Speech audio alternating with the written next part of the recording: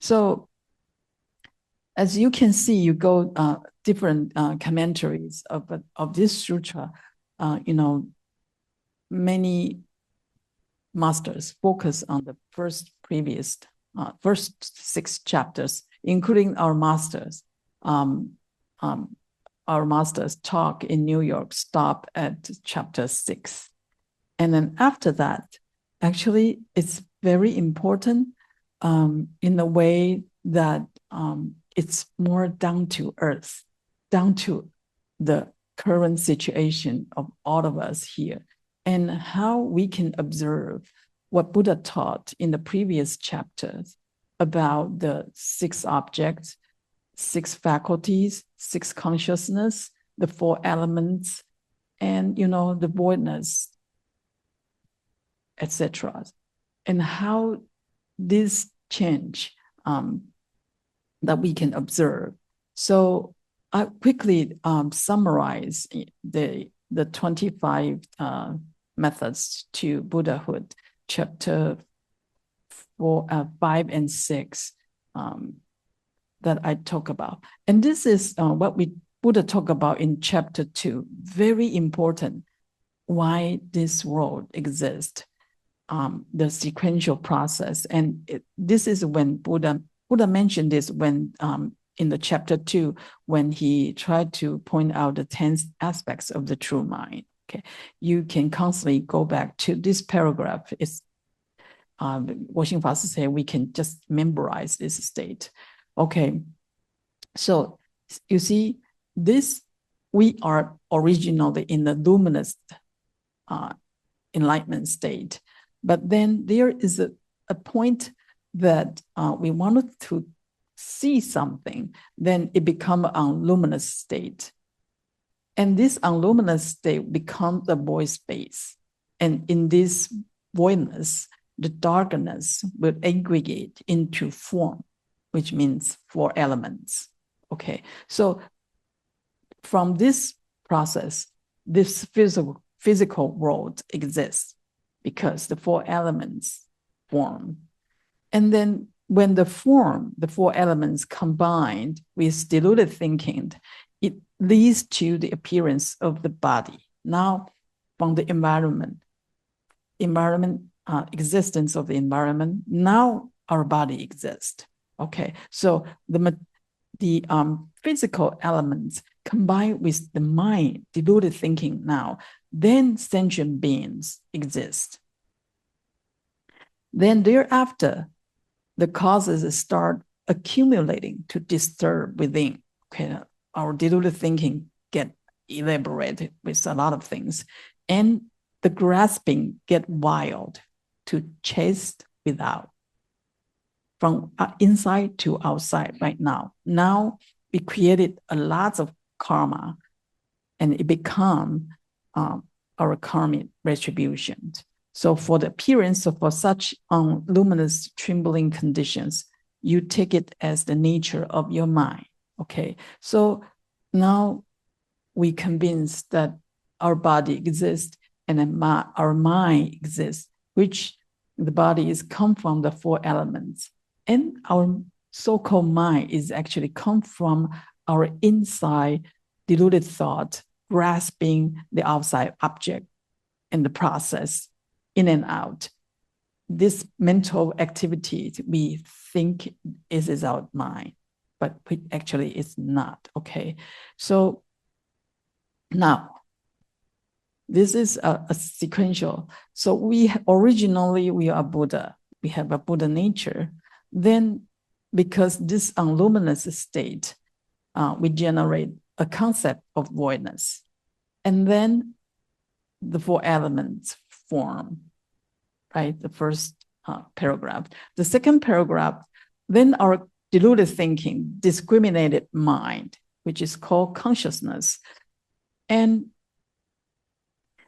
combined with the 4 elements, then we have a body, 6 faculties.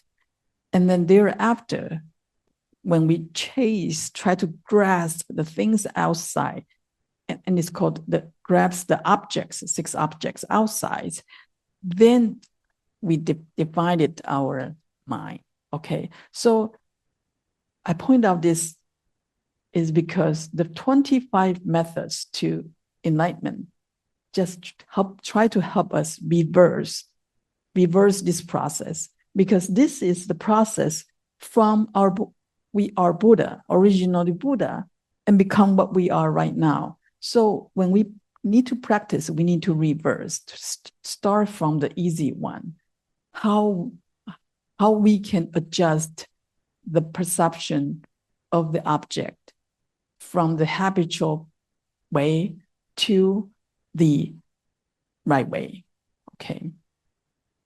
Now, so 25 methods to enlightenment. First categories, we deal with 6 objects. And the goal to practice these 6 objects, if you're interested, you can go back to the previous talk. When we deal with how we truly perceive the outside project, the key is always try to see the emptiness of the object. Okay, when you see things, how can you see that things, the emptiness of that thing? When you hear the sound, how can you see the emptiness of the sound? So does same thing apply to the tasting, the sound,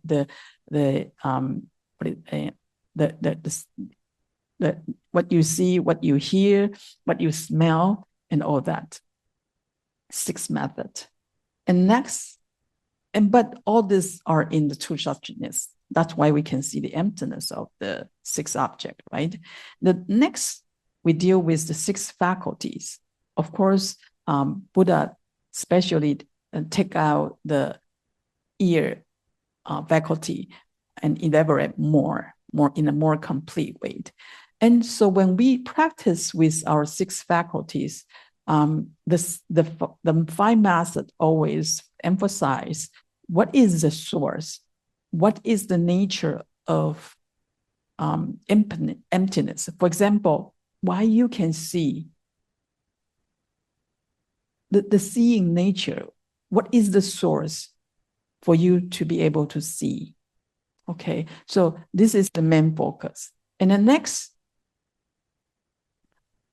deal with the 6 consciousness.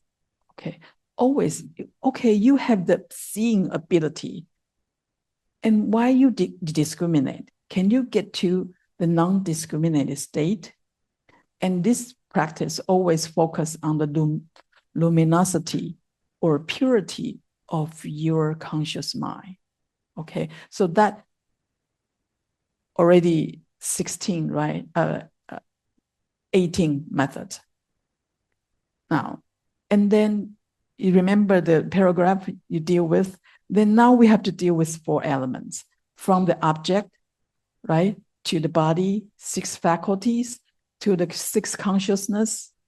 Now we have to deal with the 4 elements. Why the 4 elements exist? And here, I just quickly summarize, for example, how can you cultivate the fire elements that you generate from your sexual desire in your mind?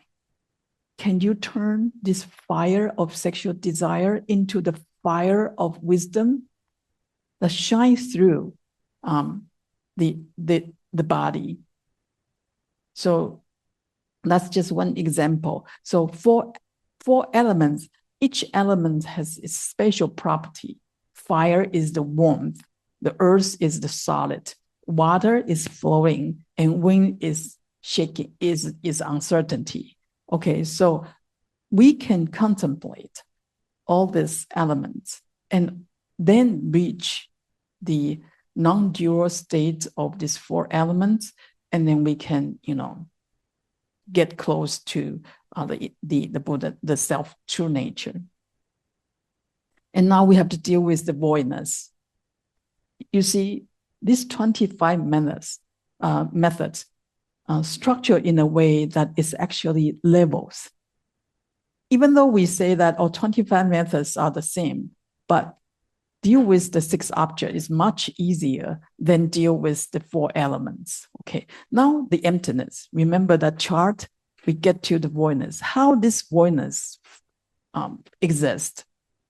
Now we have to contemplate that since the four elements have no essential attributes, then how this voidness exists?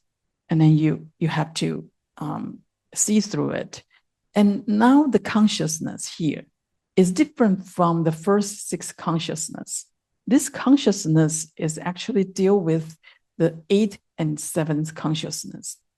Okay, the sixth consciousness is about our sixth faculty. Here right now is, everything manifests from our seventh and eighth consciousness. Okay, then the last one, our Buddha nature. How can we see our Buddha nature? If you can put aside all these six objects, six faculties, six consciousness, and four elements, and subdue your seventh consciousness, then Buddha provided a way, very, very good, wonderful way, that how we recite the Buddha's name to see the Buddha. Okay, so reciting Buddha's name is also a very wonderful practice method. It's Pure Land, mainly for the Pure Land, okay, school. So how we chant Amitabha's name so that we can see Buddha. Not just one Buddha, you can see countless Buddhas all at the same time at your will. Okay, so basically, and you finally, see your Buddha nature. So this 25 methods to enlightenment is actually try to reverse, okay, the process why we originally from the fully enlightened Buddha nature, and then we generate the fundamental original ignorance, and then we start to grasp the voidness, the four elements, the six consciousness, six faculties, and the six objects. Okay. Now, this sutra should stop here, right? Finish. I tell you what is the self-nature. True nature is Buddha provide the method. But the problem is it's too difficult for us just by practice the method. You see, all of us, we practice with our Shifu or with Fa Si for how many years?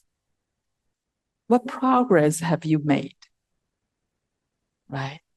Why you didn't make any progress? You can complain the teacher is not good, master is not right, or the Buddha is not clear about his teaching. But the main problem is also Ananda's question. So Ananda always asks questions for us to help us to practice better. That's what I'm talking about today. What is the four definitive instruction on purity in the Śurangama mantra? Okay. Now, Ananda's question, it goes like this. Okay, world honor one. The beings of that time will have become more and more distant from the Buddha. Yes. And as many false teachers as there are sand grains in the river Ganges will pretend to teach the Dharma. So should any beings of that time, our time, wish to guard and focus their mind so that they can enter samadhi, how may I, Ananda himself, how may I guide them towards settling at a place for awakening, where their practice could be secure against demonic disturbance and will not retreat from their resolve to become enlightened? See, Ananda told Buddha, sorry, I'm not enlightened. I'm not yet enlightened, but I am a monk. I need to teach people. And now when the people, at the Buddha's ending age, we are so distant from the Buddha already. And then so many false teachers out there. And problem is Ananda, is not enlightened yet. So how can I guide? How can I give guidance to those disciples that I have, the followers I have, so that they can reach enlightenment? This is also the question for all of the monks and nuns here, or Dharma teachers out there. See, not just that we are not enlightened, but also the problem is so many teachers out there teaching the wrong thing. See, a lot of people come to us like, oh, they learned something from some center. They talk about this and that, and why we teach this and this and that. Why it's different. You have spent a lot of time to explain, you know. So this is also, we need to thank Ananda asked this question, okay? That how the teacher, the right teachers that distant from the Buddha's age and who is not enlightened yet teach people to get enlightenment. Okay? Now, Buddha say to Ananda, when I have explained the Vinaya, Sila, or the precepts, you have often heard me speak of the three definitive aspects to cultivation, precepts, or Sila, which required us to guard and focus the mind, basically how we protect our mind and collect our mind, not grasping outside. The second, samadhi, dhyana, which arise from following precepts. When our mind stop grasping outside, make discriminations, then our minds naturally will settle, stay still. That's called samadhi. And when we achieve samadhi, wisdom will naturally be revealed.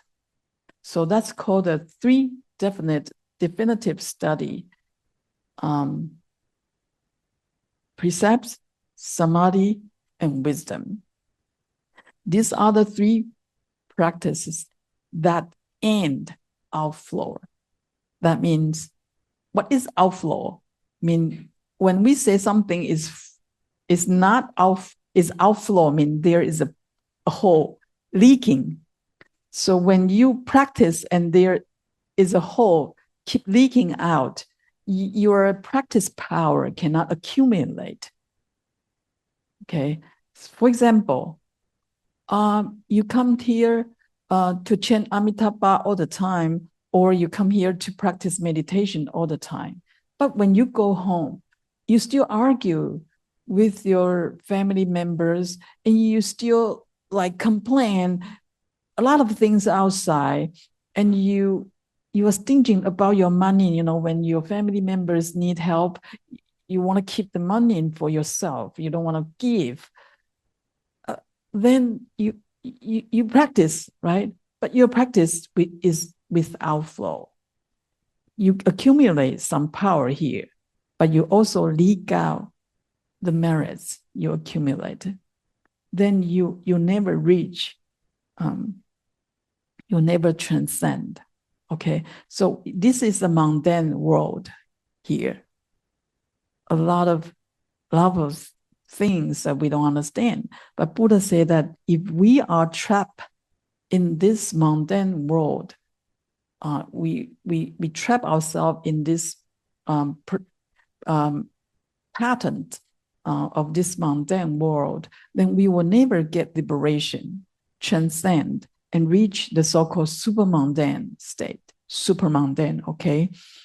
And so this is very important when we practice the three practice of precepts, samadhi, and wisdom. We need to be careful. The practice we are working right now is outflow or not outflow. Okay, here. The threefold studies. When it's outflow, we call it conventional or conditioned. When we say it's no outflow, mean it's definitive, it's ultimate, and it's unconditioned. Okay, this is a big topic. A lot of explanation for these two terms, but in general, people will say when this has outflow, means you still have affliction, you still have a defiled mind. Your mind is still defiled. So when we proceed or exercise any practice, this will cause you affliction. Okay, that's called with outflow. And when it's not outflow, means you will not generate any affliction. Okay, but I make things simple. Okay, here because we are talking about the precepts, concentration, and wisdom, right? Now, usually conventional way is we uphold the precepts and then we will enter into samadhi and the wisdom reveal, right? So you have to work on this process. And we talk about precepts. You need to have a value of good and bad, right? The precept means you cannot do wrong thing. You have to do the good things, right? No killing. You cannot kill people. You cannot kill animals for your own sake, your own benefit. And this is a good thing that you help people. You donate money to those who in need help. This is a good thing to do. So when we talk about conventional precepts, means we still have a judgment about good and bad. So we talk about 10 wholesome deeds and 10 unwholesome deeds we need to do, etc. When we talk about samadhi, then there is an in and out. For example, you enter into the first level of samadhi. You enter in, right? And then, probably your power is good. Your samadhi lasts for one day. And then finally, your neighbors, make a big noise and you get out of the samadhi. So there is an in and out. So when you get out of the samadhi, you lose the power of the mind and you get angry and then go argue with the neighbors, right? So, and then you come back, I'm wrong, I repent. And let's collect the mind again and sit. Okay. Enter into samadhi again, right? And first level, second level, you have 8 levels of samadhi you can practice with. Okay, there's in and out. How about wisdom? Wisdom is a big topic. The reason we practice is we want to cultivate wisdom so that we have less afflictions and we can help people more, right? But how you decide it, how you can tell that, how you can have the wisdom to tell that, should I say this to that person that can truly help him? Depends on the causes and consequences, right? But the causes and consequences is defined by you, not by that person. You have self-centeredness. You have a self-view. So you think as a mother that kids need to study hard, need to get a straight A, need to go to Ivy League. They can make a lot of money. They can have a good life. So you try all the way, try to persuade or, lure your kids to study hard. You use your own way, but it's already good enough that you are not, say harsh word to them or, curse them all the time. Now you use your wisdom, try to push your kids to study hard, to have a good grade, to apply to a good school. Okay, but does that really guarantee your kids will have a good life? The causes and consequences you see is limited. All of us, the causes and consequences we can see is very limited. The wisdom we have is also limited by the causes and consequences. Okay, so that's just example. I wanted to share with you that what is conventional. There is those conditioned, right? But what is definitive, unconditioned? Okay. The sila, the dhyana, and prajna are one. They are emptiness and no self-based. When it is in accord with emptiness, when you are in state of no self, you will not violate any the precepts. You don't need dhyana. You are always in the dhyana samadhi state. And the wisdom is spontaneously revealed. Okay, you don't have to think. You don't have to watch. You don't have to study. Okay, it's just unconditioned. But how, you see, we are ordinary people. We are still conventional here right now. How can we practice our 3 studies in a way that is toward go to the definitive? And what Buddha is talking right now is talking about the 3 definitive studies.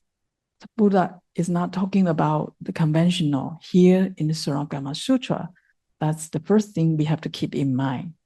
Okay, definitive. Buddha is trying to explain the 3 studies of sila, dhyana, and prajna in a definitive way. Now, the original question from Ananda is, Buddha, I'm not enlightened. So many false teachers out there. How can I, settling, my disciples or students, when Buddha passed away, how can I settle them at a place for awakening? This is the translation I have. The Chinese is Anli Dao Chang, okay? That means you can get awakening there, okay? So in the following content, Buddha explained 3 major things. Try to answer Ananda's question, okay? First is how to prevent new karma. We are born with a lot of karma, right? That's why we are ordinary human beings. Okay, not dog and cats.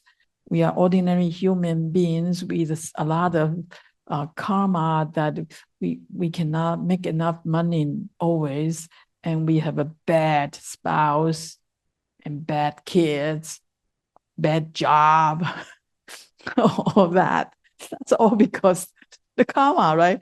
But first thing, very important, how can we prevent new karma? Okay, that Buddha talk about observe the precept with purity, and Buddha talk about the 4 definitive instructions on purity. So how can we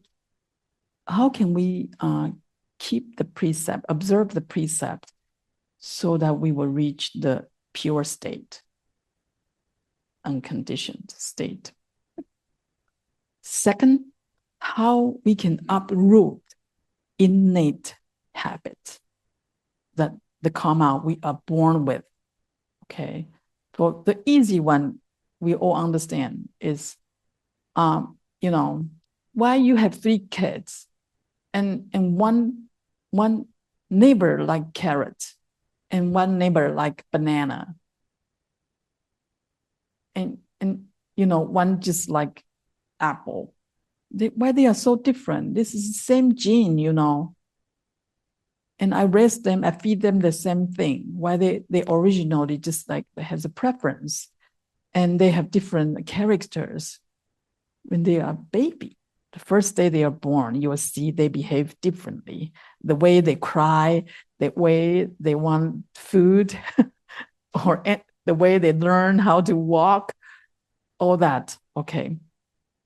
It's very hard to cut off, uproot innate habit because we are born to be that way.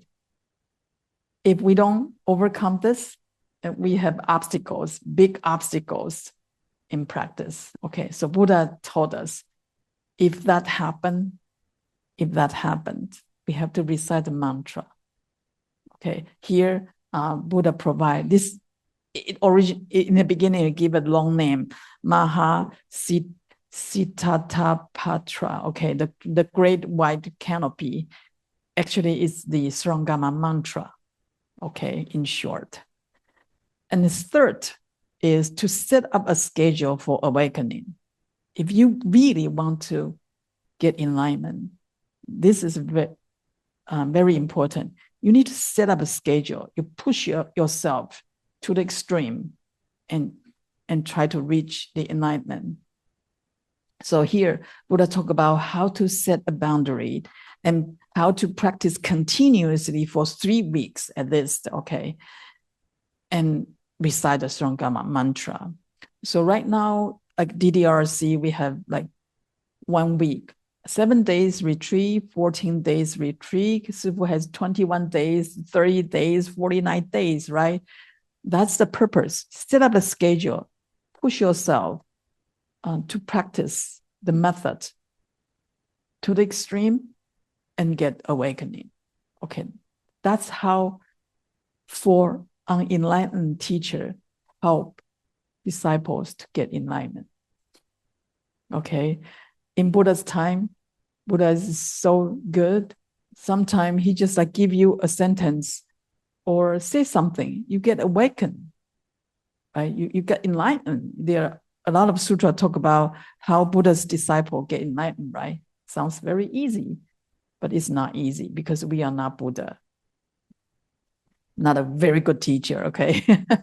So I will use these 3 parts to explain this chapter, this part of the content, that it's actually very important for all the teachers that you want to help people practice diligently or achieve or at least overcome their new karma, prevent new karma and overcome the innate habit. And so it's easier for us to make progress in practice, okay? Now, how to prevent new karma? Are you aware of yourself making new karma every day? Do you? Such as? I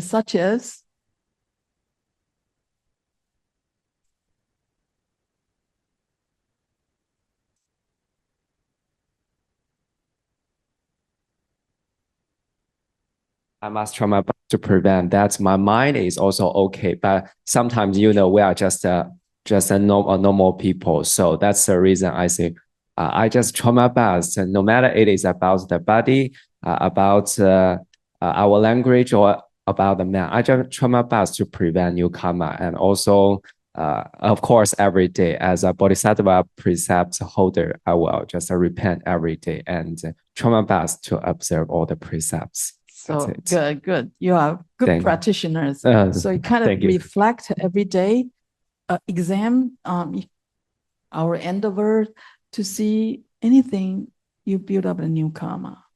Okay, it's very subtle, Even though you like coffee, right? And then you go to the coffee shop every day, and you pick the coffee every day, and plus some dessert. You are accumulating your karma. Do you know that?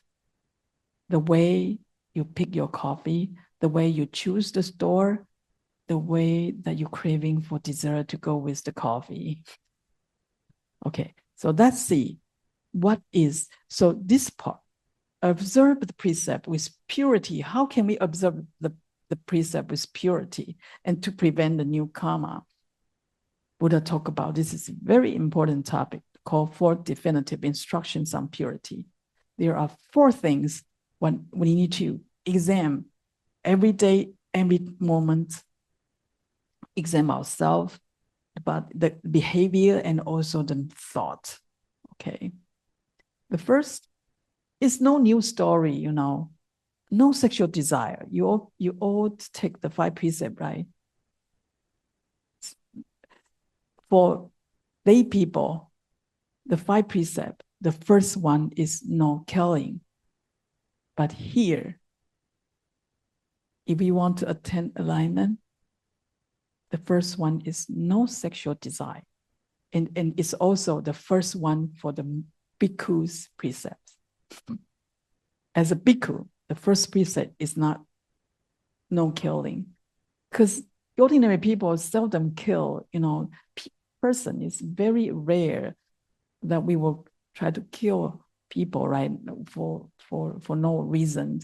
But sexual desire is this very, very pervasive, okay? Okay, don't claim that you don't have sexual desire. Because according to Buddha's explanation, only Arhat has no sexual desire. When you claim you have no sexual desire, does that mean you are Arhat? Why Buddha say that? Only when you transcend, you know, to at least this is a desire realm, right? Desire realm always has sexual desire. Only when you attain Arhat that you don't have sexual desire. So can you feel that? Can you know that sexual desire is so subtle? It's everywhere, but we are not just aware of it. But first, Buddha pointed out, you know, Ananda, you keep asking me, how can we, you know, help people collect one's thought, collect one's mind, not grasping. When we grasp something we like or something we don't like, our mind is not centered. It's spreading out. So for all the practice method, no matter what, the first step is to cultivate concentration, focus mind. Collect your mind from scattered mind. And if living beings in the 6th round has no thought of sexual desire, they would not have to follow a continuous succession of birth and death. In other words, once we have any type of sexual desire, we are subjected to a continuous succession of birth and death. Your original purpose in cultivating samadhi is to transcend the defiled afflictions. But if you don't renounce your sexual desire or lustful thoughts, you will not be able to transcend the afflictions. All our practice from ordinary position to Buddhahood, this long journey is a journey to terminate, to uproot our afflictions, any type of afflictions. So now, the first for all, Buddha talk about, hey, no thoughts of sexual desire. The first definitive instruction on purity. This sentence means a lot, you know. We can give talks and talks about this sentence, but here, in short, I use the 12 dependent origination cycle to tell you what this sexual desire played in this cycle. Okay. Did you see that craving here? Okay, this craving played a role for continuity and attachment. Okay. Once we have a craving, our 6 organs, 6 faculties get in contact with the object and generate some feeling. And then we start to, grasp. When we have the grasping actions, then we create more karma, possession, producing karma. And then we are subject to next rebirth and death, or death and rebirth. Okay. And this will continue, and during this life of birth and death, we suffering from our karma that we accumulate in this life and from the past life. And now it's stored in the 8th consciousness, our original ignorance. And when the seeds of ignorance seeds, get activated, our consciousness start to grasp the name and form. So our 7th, 6th, 8th, and 7th consciousness start to divide it into subjectivity and objectivity.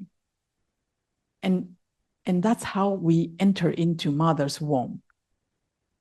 Our consciousness, driven by our karma, start in sexual desire. Karma and sexual desire. We will find parents who undergoes the sexual activity, and it attract you to enter into the womb, and then you reborn as their kids. So consciousness grabs the name and form. It is desire, sexual desire-based self-view. The self-view.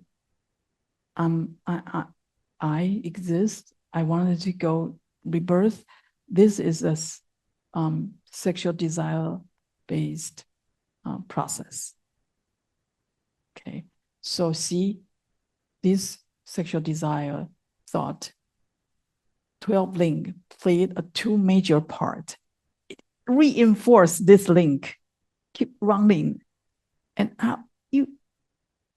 we need to cut this cycle, reverse it. The first thing we have to deal with is actually our sexual desire, the thought of sexual desire. And I'm not talking about behavior of sexual desire. I'm talking about the thought of sexual desire. You see, when you watch TV, guys, you will say, oh, this beautiful woman, that's sexual desire. Do you know that? And for ladies, this handsome guy, it's also a very subtle sexual desire. Do you know that? Very subtle. And for even heavenly beings has sexual desire. Just the way how they exercise their sexual desires are different at different levels of being, okay? But I just want to point out that sexual desires is very subtle. It drives us to rebirth again and again, okay? And so, okay. So the problem is, okay, we are ordinary people. Now we die. So our conscious mind still have sexual desire, and we have a lot of karma carry with us as well.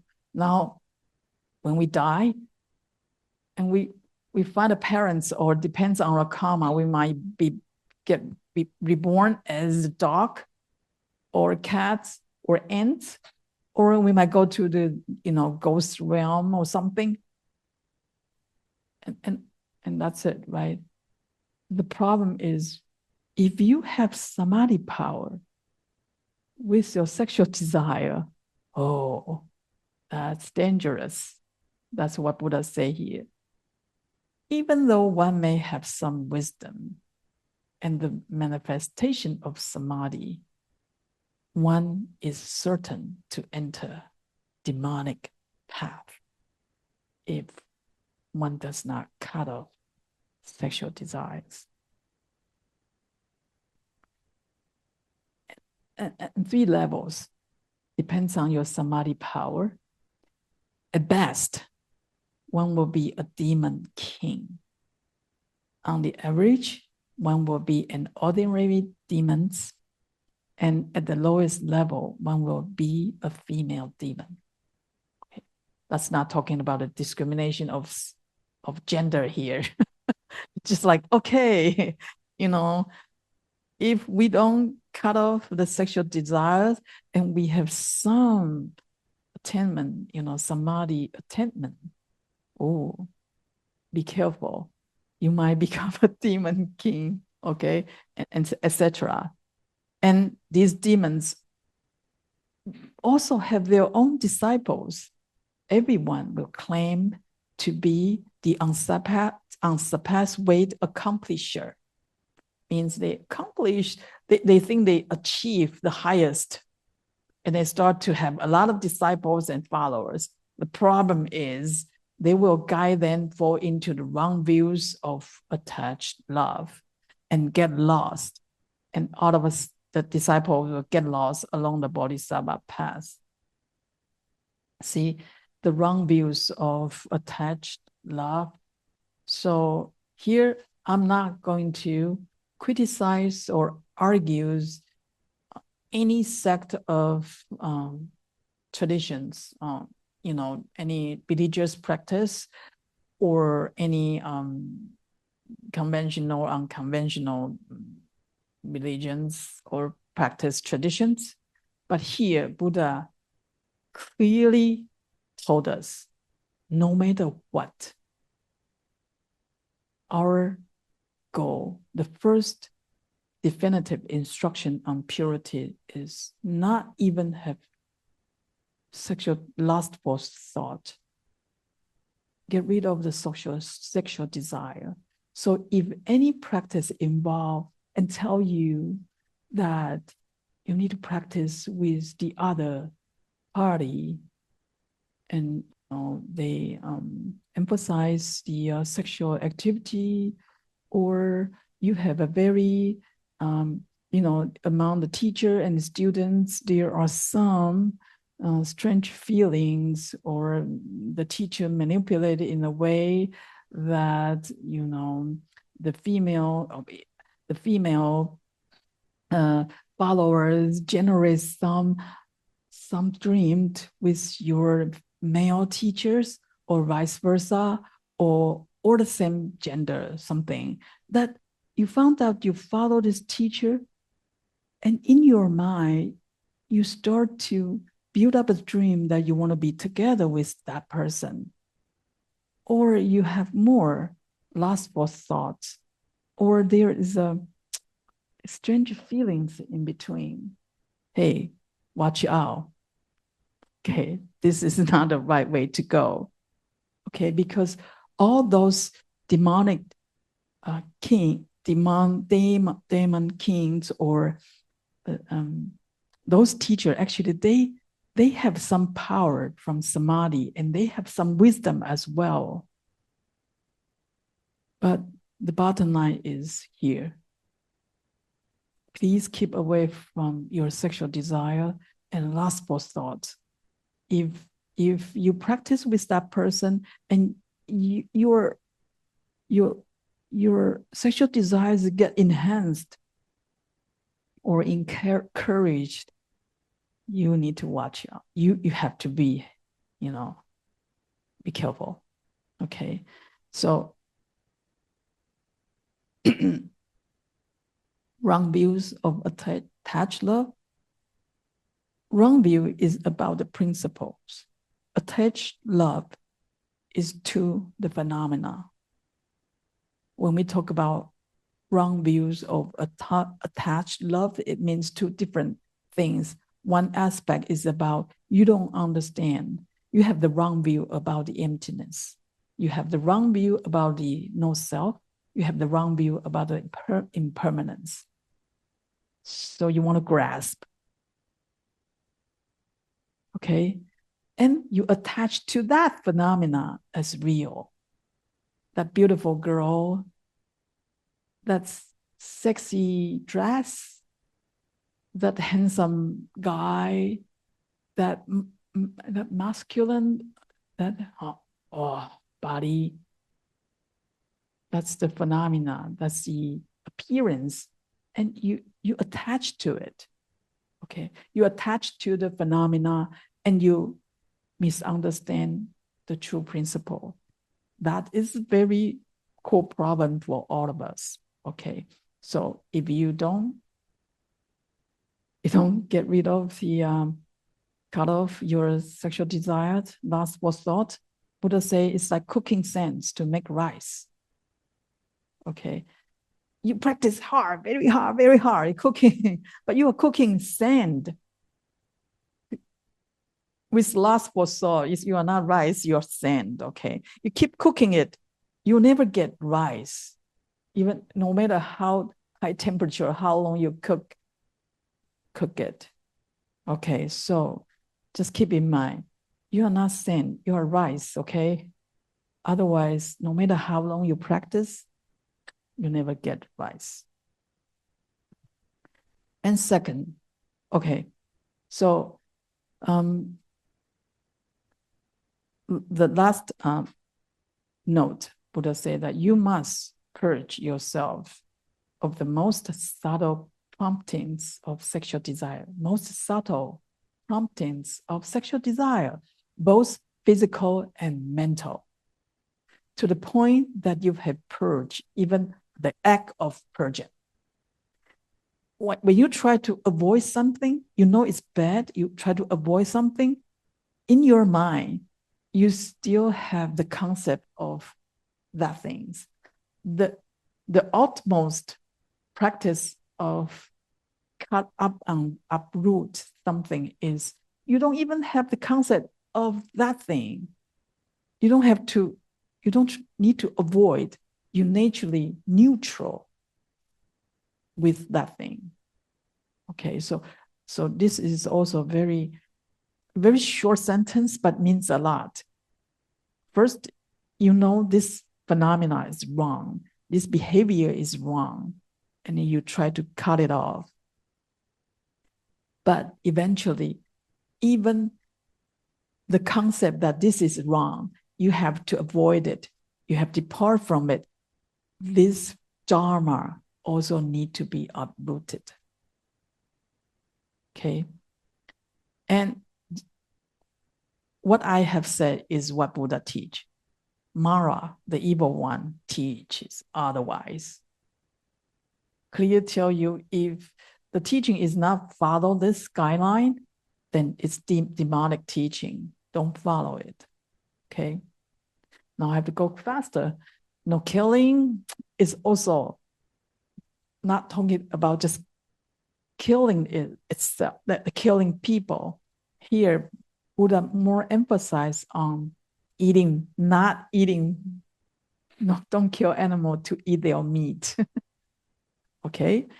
If living beings in the six realms has no thoughts of killing, they would not have to follow a continuous succession of birth and death. Okay.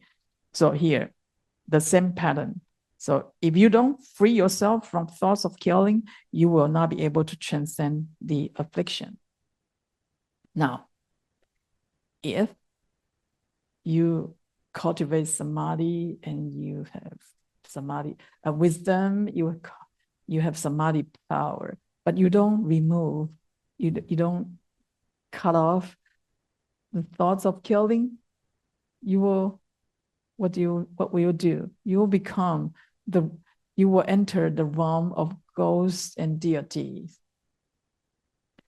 Also 3 levels, in which the high rank is attained by the mighty ghost, a lot of power. The middle one is flying yakua. I don't know, it's like the ghost that can fly, okay, in the night. And the low one is earthbound Rakshasas. Middle one, they can fly, but the lower one only can, walk on the ground. So there are 3 levels of deity and ghost. Okay, so now for all the practitioners, more or less, we will cultivate some wisdom and samadhi, right? But be careful about the killing, the thoughts of killing. Otherwise, easily fall into the realm of ghosts and deity. And the ghosts and spirits also have their own disciples. Everyone will claim to be the unsurpassed way accomplisher. They'll claim that eating meat will not obstruct the path to enlightenment. Okay, it's not like this is a logic analysis here. So you tell people, hey, eating meat has no problem, and it's different from like when you can eat meat or not. Okay, in Buddha's time, the monks and nuns need to eat whatever were offered, right? So people offer you meat, vegetable, rice, you just eat it. But here is talking about don't kill meat, don't kill animals to eat their meat. So the 5 pure meat, there's a lot of story on that. But Buddha did encourage all the precepts Buddha set up is for cultivate compassion. Okay, there is a reason, there is a story that Buddha's disciple get very sick. And so there is a woman asked that disciple, what do you want to eat to recover your health? The disciple say, I want to eat meat. But unfortunately, that specific day is the day that king set up for no meat. So the king say, every month there is a day, nobody can kill, nobody eat meat. Unfortunately, that disciple tell that lady, I wanted to eat meat at that exact day. So she cannot buy meat to offer the disciple, Buddha's disciple. So he cut her own meat leg, the meat, and offer it. And Buddha later on note about this and set up a rule that we don't no meat eating. Okay, but here, if we have cultivate some wisdom and samadhi, and we still have the thought of killing, then we fall into this deity. At the same time, we will encourage people, like, oh, it's okay, you eat me. And Buddha said that it's like you screaming with ears covered and expecting no one is hearing it. It's like you cover your ear, you cannot hear your screaming, and you think that people don't hear either. Why this example? Hey, we are monks and nuns. We should practice compassion, right? But now we eat meat. Can you imagine that monks and nuns eat meat?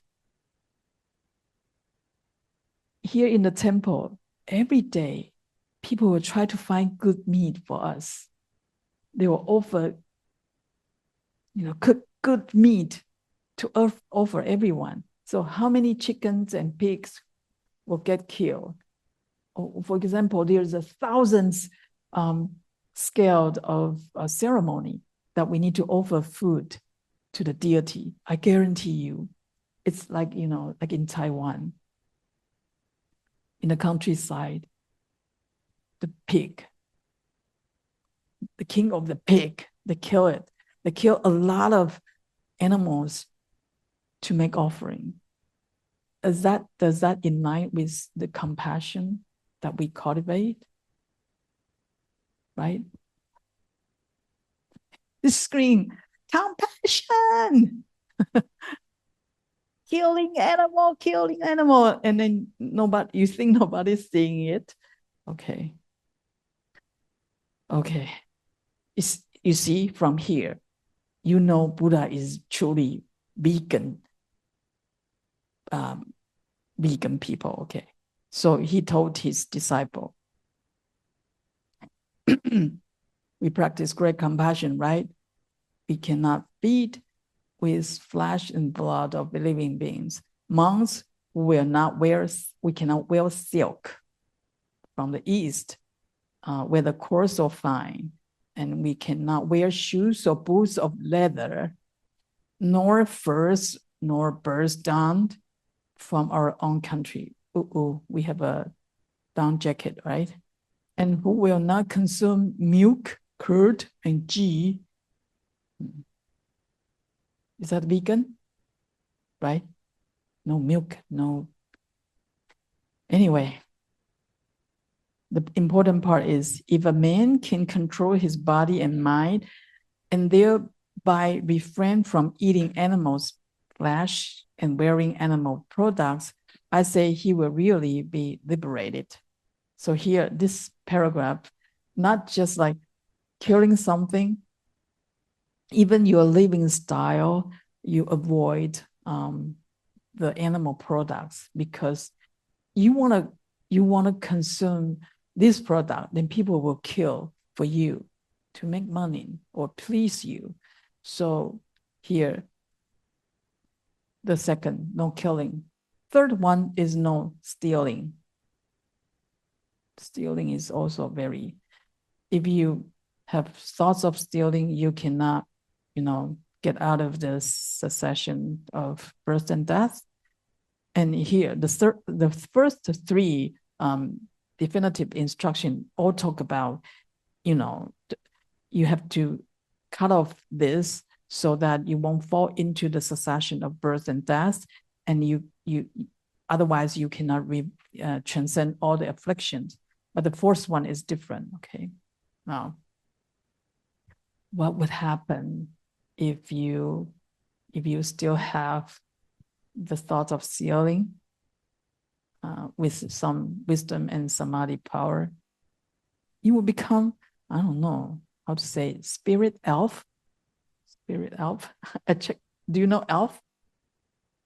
Like a spirit in the forest. They are light and bright and transparent, and they have some activity. Anyway, they also have 3 levels. Okay, so they also have their own disciples, and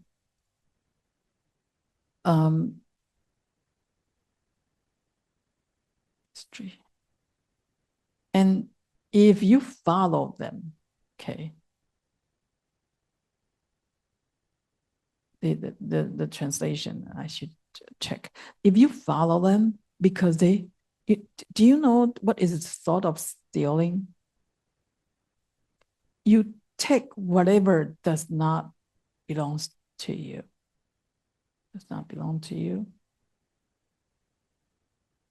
Okay, most of the people, I will not steal money from your money. I will not steal your car. I will not steal your, possessions. But will you steal people's idea? Will you steal people's credit? Will you steal the time when everybody need to work? 偷心啊，偷时间，偷心。When you need to work 8 hours a day to get your salary, but you kind of play the trick. 1 hour go to drink coffee. The lunchtime, 10 more minutes later, you kind of steal the time a little bit everywhere. You don't work as hard as you can. You get paid but you steal the time for your own thing when you are in the company. That's also stealing.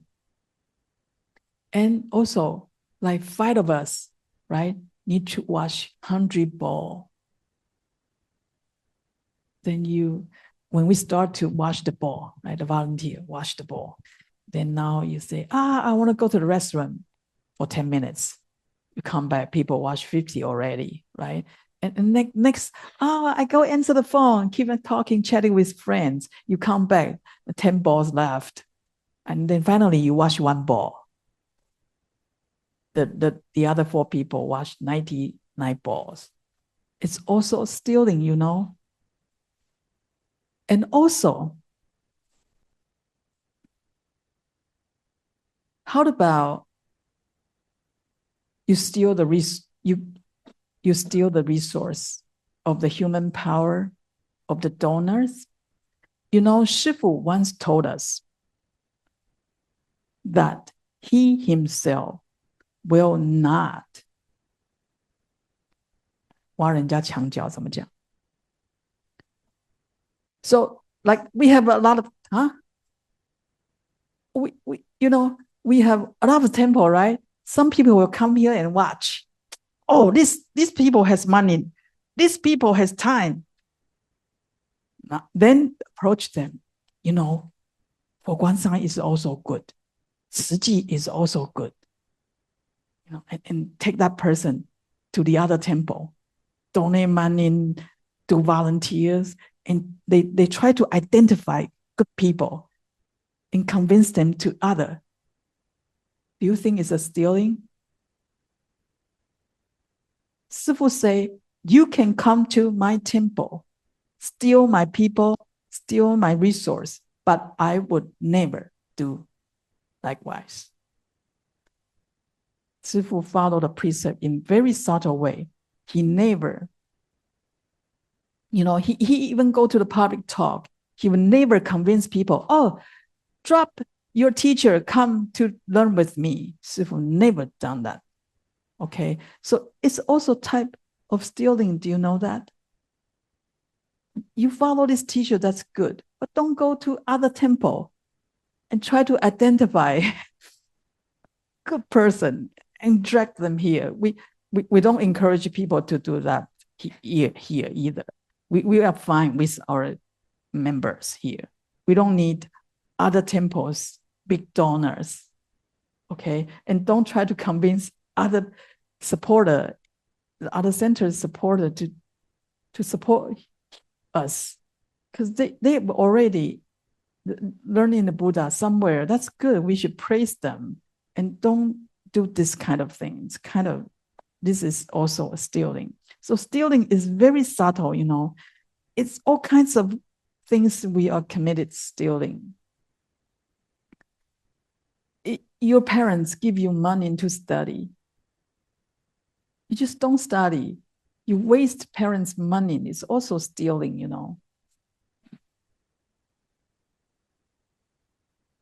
I give you the money to study, and you just drop school to have fun. It's very subtle, okay? If you follow this teacher, they will find lots of ways to convince you to donate all your money to that teacher. Okay. Anyway, this is Buddha say, if you practice and you don't cut off your thoughts of stealing, it's like filling a leaking bucket. You're doing a lot of merits, right? And through stealing, your merits leak out. You never fill the bucket. Okay. Now, so that's why. See why in Buddha's time, Buddha's always bhikkhus beg for alms, beg for food, so that they can overcome cupidity and realize Bodhi. You see, if I only eat a bowl of rice, but I ask for 2. That's also stealing. It's craving plus stealing. Because, do you know what I mean? Because you can give me a bowl of rice a day, but now I ask for 2. I steal 1 bowl of rice from you. And on top of that, if we want to really get rid of the thought of stealing, not just like we don't take people from us, we give away our own possessions. Because the why we steal, because we feel that we don't have enough, and we find a way to get more. Okay, now we have to practice the other way. I have enough. I take exactly what I need. On top of that, I keep telling I have enough. I have enough. I can give away. Even the body, the bones, and the blood, I can also give away. This is a very, very high practice, in the Huayan Sutra. A lot of chapters talk about that. You give your head, your marrow, your bone, your blood to people who need it. It's really hard to understand the true, the subtle meaning of this type of practice. But if you can give away your body and mind, you don't care about your emotion. You don't care about how people hurt your mind. You drop the attachment to the body and mind. That's the time when we see the true nature. Because remember that why we are trapped in this Saha world, because we attach to the concept of body and mind. Remember the 4 elements created our body, and this body, the 6 faculty, grasps the things outside and interact your 6 consciousness inside, and that's our mind. We attach to this body and mind, we will never get liberated.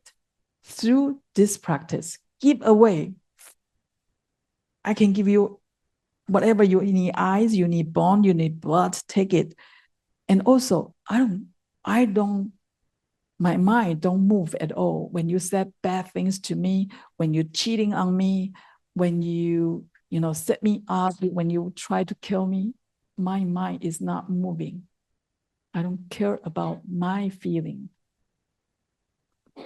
my emotion. Okay. Anyway, very difficult. So the 4th one is no lying. Now it's different, okay? Ananda, being in this world, 6 realms, may be entirely free in body and in mind of killing, stealing, and sexual desire. You accomplish the three instructions, the previous, the 3 instructions. But if they make false claim about their achievement, their samadhi will not be pure. So for example, you are very diligent practitioner. You can cut off your sexual desire. You can cut off the thoughts of killing. You can cut off the thoughts of stealing. Wow. You must attain certain high level of samadhi already. But the problem is, if you think that you have already achieved the highest and you claim that I have attained Buddhahood, you make the false claim about your attainment while you are not really attained the Buddhahood. That is really, really dangerous. You lost the ground to attain Buddhahood because you think the the level you attain is truly Buddhahood, while it's not. So this is the ground of Buddhahood, but you think this ground is Buddhahood, so you lose the ground of this Buddhahood. You never work harder. You lost the right view about Buddhahood.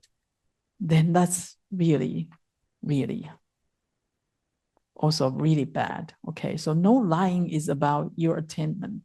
For example, for ordinary teacher, okay, if I want to earn more respect from you, then I will keep talking about, some retreat. Oh, I enter into a state of blah, blah, blah, something that you don't understand, something that you sounds dramatic. Then you respect, wow, this is a good teacher. This is a high-tea practitioner, right? Then I am lying. I'm exercise the thought of lying, because the reason I tell you has my selfish purpose. So Buddha said that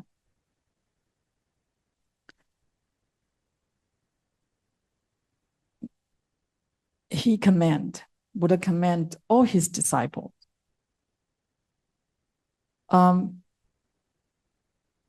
You cannot,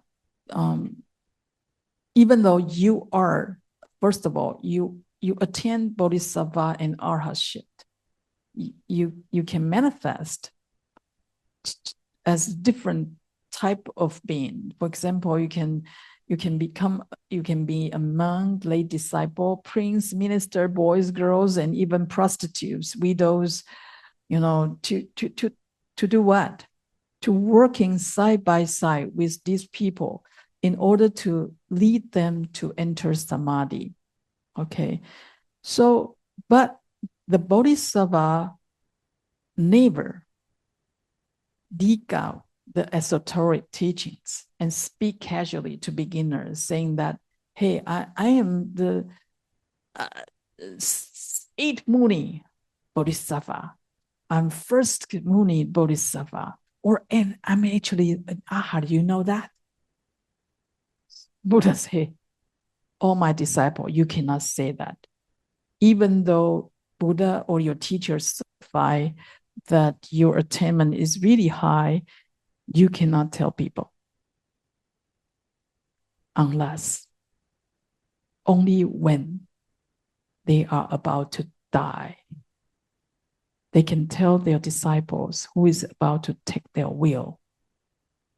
For example, maybe some master attain arhatship, but he always will claim that, oh, not arhat. Sometimes he will pretend stupid, and very lax way. Oh, I'm not arhat. But when he is about to die, he will tell his appointed successor disciple about his attainment and what he should do after he die. That's what Buddha said. Okay, so all of us we're not committed to lying, claim that, well, I'm so and so, because you never know. You have some great attainment, that's great, but sorry, you are not there yet. You're probably in the middle. If you claim that you attain, I have to see my true nature, a certain level of the Muni, you generate what? Arrogance. And you'll never make progress after that. Because you think you are the highest already. Okay. So here, Buddha said that if you claimed the attainment that you are not really attained, it's like molding the pool. Looks like the sandalwood. It's just English, right? You use poop, you're molding in like a sandalwood, and you expect that it will generate sandal sense. Sandalwood has the sandal sense, right? But you use the pool you use your levels of attainment to pretend it's a Buddhahood, and you think that will you reveal the true wisdom of the Buddha? No. Okay. So what should we do? Monks whose minds are as straight as lute springs and who are entirely genuine and truthful will never encounter demons when they enter samadhi. So it's actually very dangerous when we enter samadhi, different levels of samadhi. If we don't observe the precepts, the pure precepts, and we don't have the right view, the highest samadhi you attain, the more dangerous you will become, you will enter into the demonic state. So you really need to have a good teacher, good experienced teacher to guide you. Okay. Now, anyway, please look at the last sentence. Ananda, if someone faithfully follow the 4 instructions on purity, his or her mind would not be grasping sights, sounds, odors, flavors, tangible objects, or objects of cognition. How could anything demonic happen to that person? If we can follow these 4 definitive instructions on purity, then our mind will naturally collect it and not grasping the 6 objects. And then it's safe that way. Okay. Now, 3 minutes left. The following is more detailed about the next one. The second part is how to uproot innate habitual tendency and affinity. Buddha say, recite a mantra. Okay, any type of mantra is what is also good, but in the Śurangama Sutra, Buddha talk about a Śurangama mantra. Now, you see in beginning of the sutra, what happened to Ananda? There's a woman, right?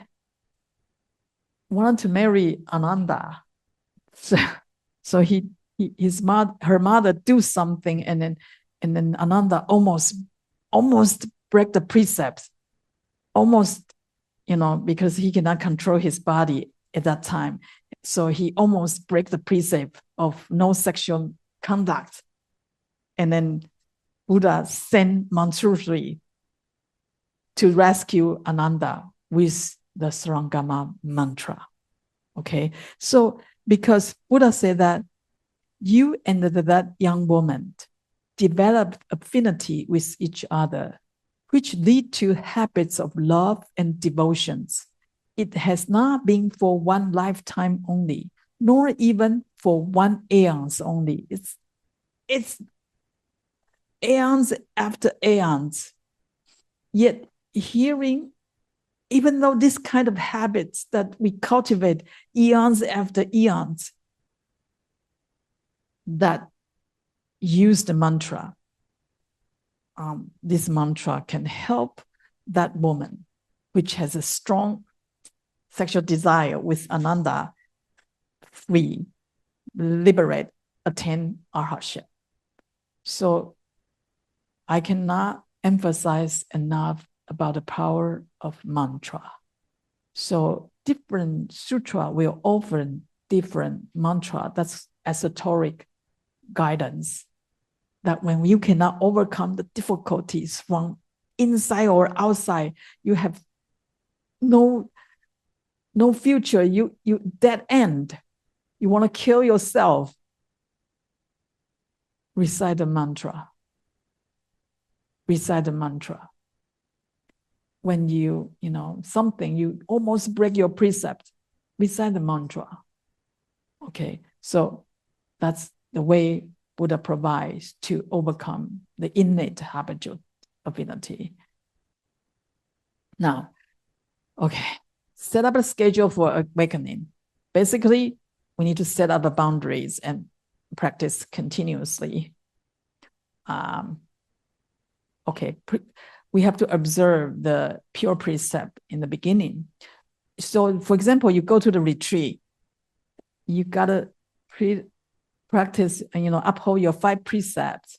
Okay, and then you have to find a good teacher who also observe pure precepts. Otherwise, this retreat will not work out. Okay. Secondly, set up a boundary. And I found out burning incense is a very important part. And the incense with different herbs and flavors and scent has its power to protect us. And that's a long story, but setting a boundary is also very important. So the Dharma deity will protect us. The demons will not get in. Okay, so we are secured. And then how to practice continuously. First, we have to pray, embodying all the Supreme Buddhas throughout the 10 directions, and to emit the compassionate light from their lens and empower us by transmitting the light to our heads. Okay, empowerment from the Buddha. And then also we make vows. Vow to observe all rules of conduct, vow to practice and cultivate all virtuous deed, and vow to benefit all sentient beings. That's the Bodhisattva vows. Okay. And then there are 3 7 days. We have to continuously practice for 3 7 days. The first 7 days, we have to sincerely prostrate to the Buddhas. And throughout the day, we have to 6 periods of time, we have to recite the Śurangama Sutra mantra 108 times each section. So there are 6 sections, right? One section, 108 times. Do you know how long the mantra is? Very long. So you have to memorize it and continuously, without distraction, chanting the mantra 108 times in one section. Okay. And then the second 7 days, we have to wholeheartedly, sincerely make our vow. I think that without stopping. Okay, that is the reason. Sometimes when we participate a long retreat, especially more than 14 days or 30 days, it will be a certain state that your practice become bored. You become like cold stone. You mechanically repeat without enthusiasm. So the second period of 7 days, we need to initiate our Bodhi vows. And then the third 7 days, keep chanting the mantra all day without sleeping. Okay. And then Buddha will show up to empower you again. Then if, okay, I've got 1 minute to finish. If the precept masters or any members of the group is not pure, this practice, the group practice in that place of awakening is unlikely to be successful because something will happen to that person. Okay, then everybody got disturbed. So it's better that this group is small and precept master and all the members, monks and lay, got to be pure when they uphold the pure precepts. And if after 3 weeks, those with sharp and deep capacity root can continue to sit for 100 days without getting up, cross your legs, sit upright for 100 days, and that person will, with the sharp capacity, will eventually attain arhatship at the first stage, not the final arhatship yet. Okay, so practice is a long journey, and setting the time, setting a place for awakening, intensive practice, and practice continuously is very important for all the practitioners. Usually we would do once or twice in a year at least. Okay, that would be helpful. All right, finish. This is the mantra, very long. 5 chapters, 427 verses, 2,620 words in Chinese. So it's a very long mantra, the longest mantra for Buddhist practice. So memorize it is also very difficult. Okay. Now, sorry, 5 minutes over time. No question. Maybe next time. And so thank you for your attention. We need to finish by verses on merit transfer. So please join palms. May the virtuous merits adorn and glorify the pure lands of the Buddhas. Upwardly, we repay the 4 layers of gratitude. Downwardly, we alleviate the sufferings of the 3 destinies. May those who see and hear the Dharma generate Bodhi mind. Exhausting this body of retribution, may we be reborn in the land of supreme bliss.